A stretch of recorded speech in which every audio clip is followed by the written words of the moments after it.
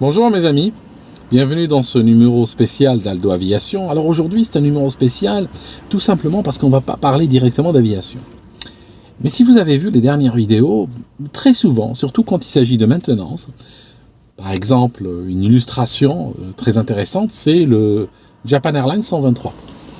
On a des techniciens qui sont devant l'avion avec leurs outils et leur mission c'est de le réparer. Et on a des ingénieurs qui sont dans leur bureau d'études, qui ont une vision sur comment il doit être réparé. Sauf que cette vision, parfois, même si sur l'ordinateur, sur les documents, sur les plans, elle va bien, une fois qu'on arrive sur le terrain, elle est inapplicable. Et ça force quoi? Ça force parfois ceux qui sont sur le terrain à adapter la technique, et changer la méthodologie de réparation ou de construction et causer donc des dégâts. On va parler aujourd'hui du crash qui a eu lieu ou l'effondrement qui a eu lieu au Hyatt Agency de Kansas City, la capitale du Missouri, aux États-Unis. C'est une histoire assez extraordinaire qui se raconte jusqu'à aujourd'hui dans les écoles d'engineering et elle est très importante à comprendre pour essayer de voir comment des conceptions ou des visions différentes peuvent se clasher. Alors, nous sommes au début des années 80. D'ailleurs, la tragédie a eu lieu le 17 juillet 1981. Fin des années 70, aux États-Unis, on construit des immeubles, on construit des tours, on construit plein d'ouvrages, à qui mieux et parfois avec une qualité très discutable. Beaucoup de spéculation derrière, beaucoup d'argent facile qui arrive dans l'immobilier, et ceci va augmenter la quantité, et classiquement, quand la quantité augmente, la qualité va baisser. Toujours est-il que un des points intéressants de cet hôtel, de cette tour, qui pendant longtemps était la plus grande ou la plus haute du Missouri, de l'État du Missouri, c'est l'atrium. Ça veut dire que les concepteurs ont voulu qu'après l'entrée, une fois que l'invité passe les portes, qu'il arrive dans un impressionnant volume qui en fait a été pris sur 4 étages. Ça veut dire que sur 4 étages, il n'y a pas de dalle et on a laissé ce volume énorme. Ok ? Bon, un des grands problèmes des atriums, quand on a un espace comme ça vide dans un bâtiment, c'est qu'il coupe le bâtiment en deux. Ça veut dire que si on a quelqu'un qui est au 4e étage, sur l'aile droite du bâtiment, et il veut aller au 4e étage sur l'aile gauche du bâtiment, il doit faire comment?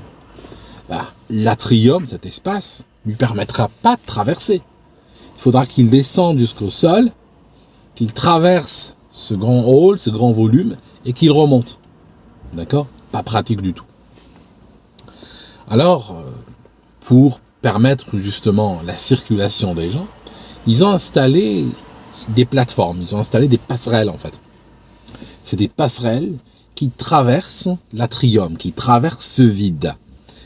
Alors, je dis bien ce vide, c'est-à-dire que l'architecte n'avait pas envie de briser ce volume par des passerelles qui auraient des piliers et qui seraient imposantes et qui finalement défieraient toute l'idée d'avoir un volume énorme. Ça sert à quoi, mes amis, d'avoir un volume énorme si on va le couper par des piliers, par exemple? Donc, ils vont installer des passerelles extrêmement minimalistes qui vont partir de gauche à droite et qui vont traverser ce volume-là. Donc, la suspension, ces passerelles, on ne pouvait pas utiliser de piliers pour ne pas couper le volume, on devait les suspendre à partir du toit. Donc à partir du toit de cet atrium, on fait descendre des tiges en métal de 35 mm, 3 cm et demi, et puis sur ces tiges-là, on va fixer ces passerelles. D'accord. Alors, l'architecte imagine quelque chose. Je vais vous montrer ce que l'architecte a imaginé. J'ai fabriqué cet objet, n'est-ce pas? Alors c'est vrai que je réalise maintenant qu'il est énorme pour la voiture, mais bon, vous avez 2 passerelles. Il y a la passerelle du bas, celle-ci, qui était au niveau du 2e étage, et il y a la 2e passerelle ici, qui était au niveau du 4e étage. Il n'y avait pas de passerelle au 3e étage. Mais ça faisait déjà l'affaire. Alors, les tiges que vous voyez ici, ces deux tiges que vous voyez là, elles vont aller s'accrocher donc au toit, n'est-ce pas, au plafond. Et qu'est-ce qu'elles font? C'est des tiges filetées, n'est-ce pas? Vous pouvez voir, c'est des tiges filetées. Et ces tiges filetées viennent supporter, donc viennent tenir, n'est-ce pas? Je cherche à trouver le meilleur moyen d'avoir cet objet en main correctement, voilà. Donc ces tiges filetées, vous voyez ici, elles ont un boulon, donc il y a un boulon ici, un boulon là, ça tient cette première plateforme, et il y a un boulon qu'on va visser, n'est-ce pas, qu'on va boulonner jusqu'à ce niveau-là, qui va tenir la passerelle du 4e étage. Chaque passerelle pèse 29 tonnes. D'accord? Voilà l'idée qu'avait l'architecte. D'accord? Ça, c'est l'idée de l'architecte. C'est ce qu'il a conçu. Problème, c'est que quand ça a été soumis à une compagnie qui s'appelle Heaven Steel, Heaven Steel est une compagnie qui avait une grande expérience. Ils avaient construit beaucoup d'ouvrages, des aéroports, des immeubles énormes, des ponts, tout ça. Et en fait, leur métier, c'est l'acier. Quand ils ont vu le plan, tout de suite, ils se sont dit, bon, l'architecte, il est bien sympa, mais nous, ça n'a pas marché, son truc. Sur le papier, c'est bien, mais dans la réalité, on ne voit pas comment on va le faire. Pourquoi? Parce que regardez, premier point. Remarquez que pour que ça marche, ce système-là, il faut que la tige, cette tige-là, soit filetée sur toute cette longueur pour que ce boulon puisse tourner. Ce boulon, vous le faites rentrer comment, ici? Ce boulon-là, je vous le montre. Hein, j'approche la caméra. Ce boulon-là, on fait comment, hein, cet écrou? On fait comment pour le faire tourner jusque-là? Il faut qu'il y ait un filetage tout le long de la tige. Cette tige-là, c'est 10 mètres dans la réalité. Donc, un des premiers problèmes qu'ils avaient déjà, c'est comment allons-nous fabriquer une tige de 3 cm et demi de diamètre et fileter sur des mètres et des mètres et des mètres pour que nous puissions faire passer ce boulon ici. Pas possible. Et combien même ils auraient trouvé quelque part un sous-traitant avec un tour capable de fabriquer ce genre de choses. Il y a un autre problème. Comment vous allez la transporter sans endommager le filetage? Ces filetages, c'est très fragile. Deuxièmement, comment vous allez monter la passerelle sans endommager le filetage? Parce que la passerelle était déjà construite en un seul bloc de 29 tonnes. Quand vous accrochez ça au niveau du toit, n'est-ce pas? Quand vous accrochez ces tiges au niveau du toit et elles pendent, faites comment pour installer ça? Alors pour installer la passerelle, ce qu'il faut faire, il faut la faire pousser par des grues, regardez. Hein, il faut la pousser comme ça. Il faut la pousser tout le long de ces tiges, n'est-ce pas? Avec des grues. Et les tiges sont nombreuses. Donc, que se passe-t-il quand la passerelle vient gratter les tiges tout le long sur des mètres et des mètres? Ah ben, il suffirait que la passerelle s'incline un peu, que voilà, et elle viendra détruire le filetage. Si le filetage est détruit, tout est à recommencer. La tige qui est déjà fixée au toit, il va falloir la défixer et il va falloir amener une autre et recommencer à zéro et peut-être encore avoir le même problème. D'accord? Ils ont eu un gros problème de filetage. Donc, ils ont tourné le problème dans tous les sens et ils se sont dit, il y a une manière simple d'approcher ce problème. Une manière, en un coup de stylo, on fait un tout petit changement qui nous permettra de résoudre ce problème. Voilà le petit changement. Le petit changement, l'idée, c'est faire quoi? C'est, au lieu d'avoir une seule tige qui va du toit jusqu'à la passerelle du 4e étage, puis la passerelle du 2e étage, eh ben on fait une tige qui arrive jusque là, d'accord? Elle s'interrompt ici, et on part avec une tige plus petite jusque là. Voilà ce qu'ils ont fait. Ils ont fait ceci. Je vous le montre. Je l'ai fabriqué de l'autre côté. Vous voyez ce qu'ils ont fait? Ils ont fait exactement ça. Ça veut dire que ils ont pris la tige, elle arrive jusque là. Voilà, elle s'accroche. Et après, elle repart. D'accord? Ça résout pas mal de problèmes. Parce que regardez à ce moment-là, regardez ces écrous. On n'a plus besoin de les visser sur des mètres et des mètres. On a besoin juste d'un filetage au bout. Pareil, ici, on a besoin que d'un filetage au bout, Vous voyez, ça simplifie tout de suite. La tâche. Ok. Dans la tête de celui qui a fait ce changement chez Heaven Steel, dans sa tête, c'est pareil. J'ai rien changé en fait. Au lieu d'avoir une tige continue, je l'interromps, je repars. C'est tout. C'est la même chose. Ce raisonnement-là est mortel, mes amis. Ce raisonnement-là a tué des gens. D'accord ? Alors, c'est quoi l'idée ? Je vous montre. Regardons, je vais vous poser la question. Sachant que chacune de ces passerelles pèse environ 30 tonnes, mettons 30 tonnes. Cet écrou qui est tout en bas, celui-là, il participe à combien ? Il soulève combien ? Bon, il participe à soulever que cette passerelle, qui pèse 30 tonnes. Donc, cet écrou participe à soulever une passerelle de 30 tonnes. Celui-là aussi a soulevé une passerelle de 30 tonnes, n'est-ce pas ? Facile. Celui-là et celui-là. Pareil, il soulève cette passerelle-là qui pèse 30 tonnes. Donc, il participe à soulever 30 tonnes. Okay ? Ça, c'est le dessin d'origine. Allons voir maintenant la version modifiée et posons-nous la même question. Ceux-là et ceux-là, ils soulèvent combien ? Pareil, ils participent, leur part est sur la suspension de cette passerelle. Donc 30 tonnes également. Ok ? Ceux-là, ils soulèvent combien ? Ceux-là, ça c'est critique. Ils soulèvent combien ? Ceux-là participent à soulever 60 tonnes. On a doublé, vous voyez bien qu'on a doublé la pression dessus. Pourquoi ? Parce que non seulement ils doivent soulever leur passerelle, mais ils doivent soulever l'autre passerelle qui est accrochée dessus maintenant. D'accord ? Alors pour vous donner un autre exemple, beaucoup plus simple, imaginons que il y a une corde qui pend d'un arbre. Vous montez le long de la corde, vous vous accrochez, et puis il y a un ami à vous qui vient aussi monter le long de la corde et s'accrocher. Donc, ok, la corde, elle soulève votre poids aux deux, ça va. Mais chacun de vous, vous par exemple, vous soulevez ou vous tenez votre propre poids. Maintenant, imaginons que votre ami lâche la corde et s'accroche à vos jambes, cette fois-ci. Donc, vos bras, ils soulèvent combien ? Pour la corde, ça ne change rien, la corde soulève les deux. Pour la tige en métal, ça ne change rien. Mais vos bras soulèvent combien ? Ils soulèvent le double.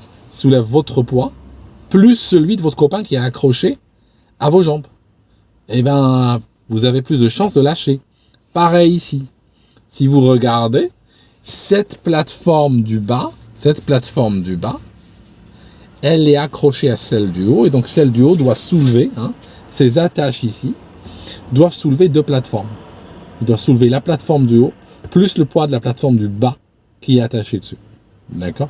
Alors, j'ai fabriqué cette petite maquette hier, elle m'a coûté à peu près 35 € à fabriquer. Je remercie les gens qui me soutiennent sur Patreon, parce que la pub sur ce canal, c'est de l'ordre de 16 € par mois. D'accord ? Donc ça, c'est pas ça qui m'aurait permis de payer ça, donc je les remercie. Donc, le système est installé, et puis l'hôtel est ouvert, et voilà. Ce 17 juillet 1981, il y a 1600 personnes qui se réunissent dans ce grand hall pour une soirée dansante.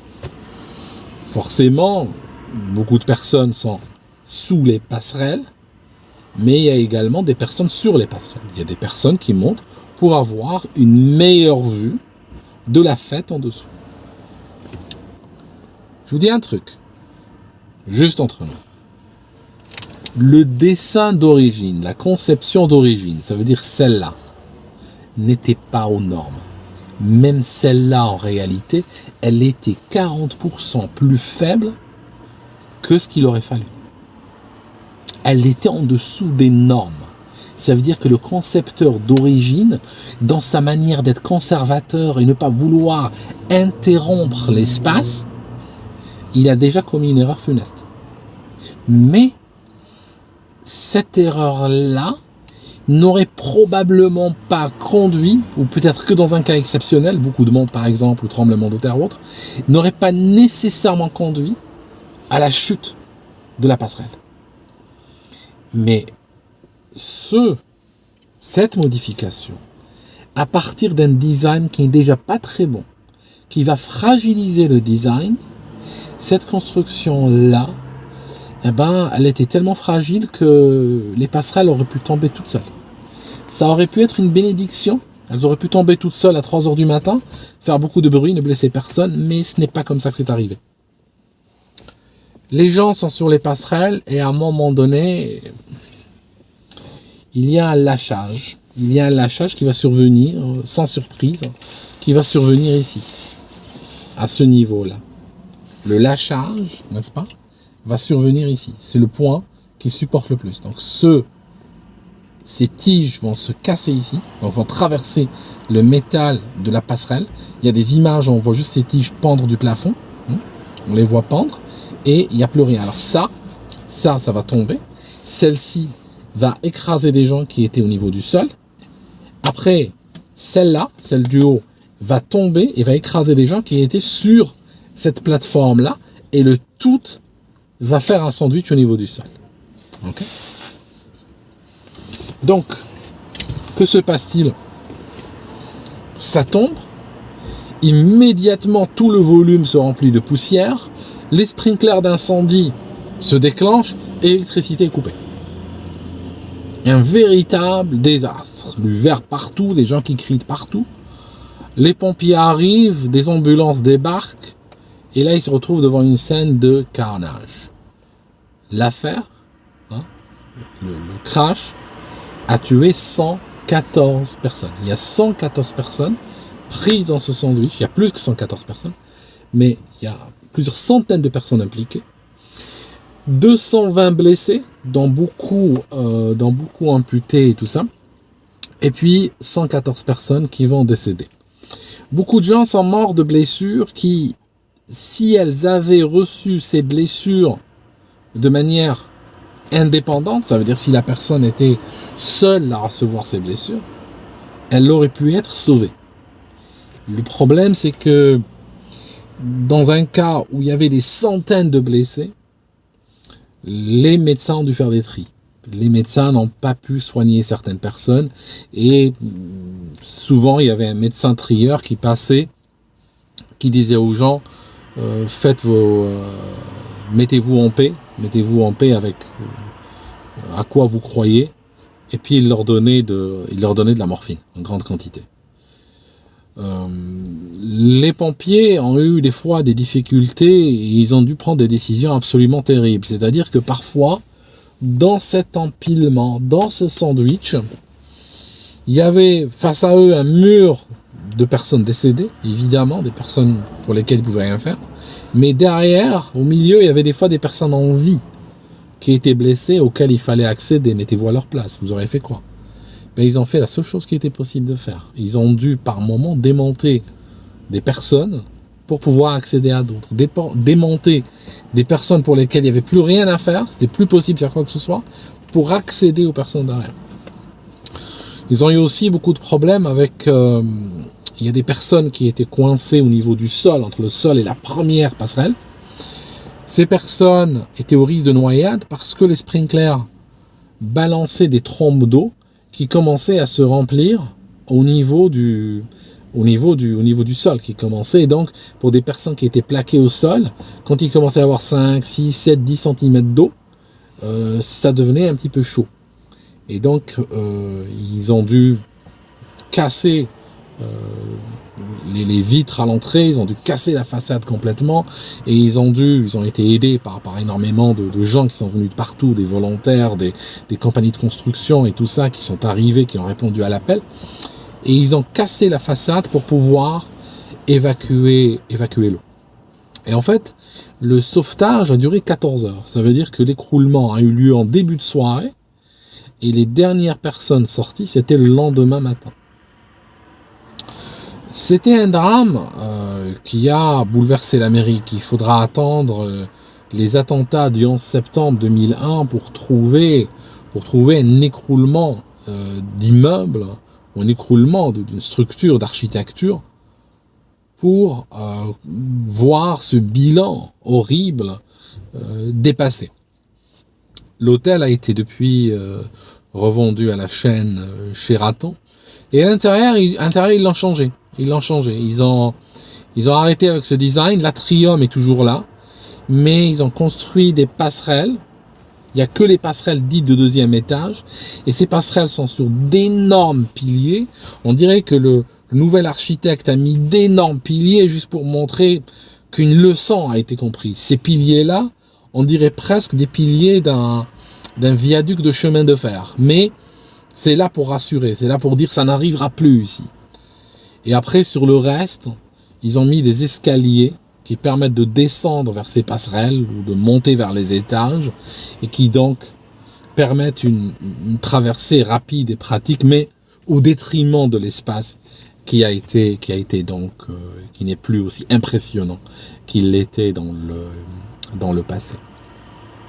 Voilà mes amis, donc c'était un hors-série, mais ça vous montre ces problèmes de communication. Ça, en plus le Haven Steel et l'atelier et l'ingénieur architecte qui a conçu justement cet objet ne se sont pas rencontrés, ils se sont parlé par téléphone, ils n'étaient pas dans la même ville, donc le projet était en retard, il fallait travailler vite pour le finir et tout ça.